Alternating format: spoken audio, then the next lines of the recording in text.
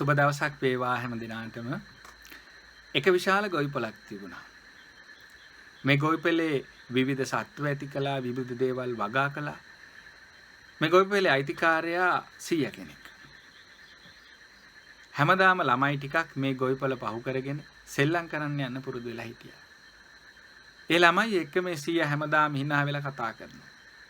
එක දවසක් මේ 100 ගොඩක් දුකින් ඉන්නවා මේ ළමයි දැක්කා. ඇහුවා ඇයි 100 කියලා. මේ 100 කීවා මීට ගොඩාක් කාලයකට කලින් මගේ 21 වෙනි උපන්දිනේ දවසේ මගේ තාත්තා මට වටිනා තෑග්ගක් දුන්නා.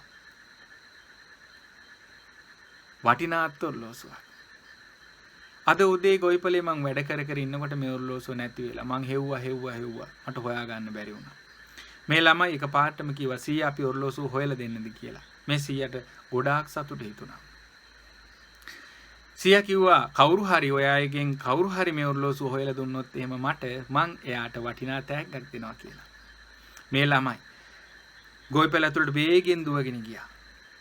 කලබල කරමින් සද්දබද්ද කරමින් මේකේ අර හැමතැනම තියෙන පිදුරු එහෙම අවුස්සලා මේ ඔරලෝසුව හොයන්න පටන් ගත්තා. හැම කෙනෙකුට මෝනකම තිබ්බේ කොහොම හරි තෑග්ග ලබා ගන්න ඔරලෝසුව හොයලා දීලා.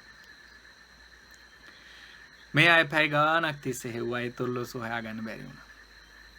අනේ අපිට හොයාගන්න බැරි වුණානේ 100 කියලා ඔක්කොමලා දුකෙන් යන්න ගියා. සෙල්ලම් කරලා ඉවර වෙලා ළමයි ගෙවල් වලට ගියා.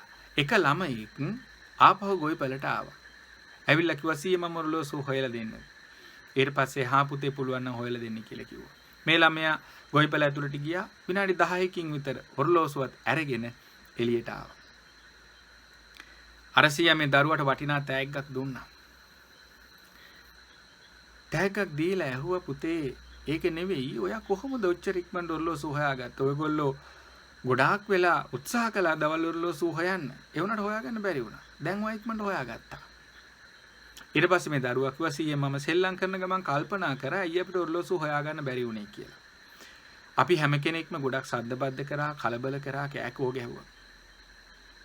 හැම කෙනෙකුටම ඔරලෝසුව හොයලා තෑග්ග ලබා ගන්න ඕනකම තිබුණේ. මම දැන් ගොවිපළ ඇතුළට ගිහිල්ලා කිසිම සද්දයක් බද්දයක් නොකර බොහොම නිහඬව එක තැනක බිම වැතිරිලා බිමට කන තියාගෙන හිටියා. තව තැනකට ගිහිල්ලා එහෙම හිටියා. තව තැනකට ගිහිල්ලා එහෙම හිටියා. එහෙම තැනින් තැනට ගොවිපළේ ගිහිල්ලා බිමට කන තියාගෙන හිටියා. කිසිම සද්දයක් බද්දයක් නොකර. එහෙම තැනින් තැනට යනකොට සීයේ මට දැනුණා එක අවස්ථාවකදී මට ඇහුණා එක අවස්ථාවකදී මේ ඔරලෝසුවේ තප්පර කට්ට ගමන් කරන සද්දේ ටික් ටික් ටික් ගාලා මම ඒ සද්ද අනුව ගිහිල්ලා ඔරලෝසුව හොයාගත්තා කියලා කිව්වා. අපි නිහඬ වෙච්ච තරමට නිසල වෙච්ච තරමට අපිට සියුම් දේවල් වලට අහුම්කම් දෙන්නට පුළුවන්කම තියෙනවා. මේ වගේ අරුත්බර කතාවකින් නැවතත් හමු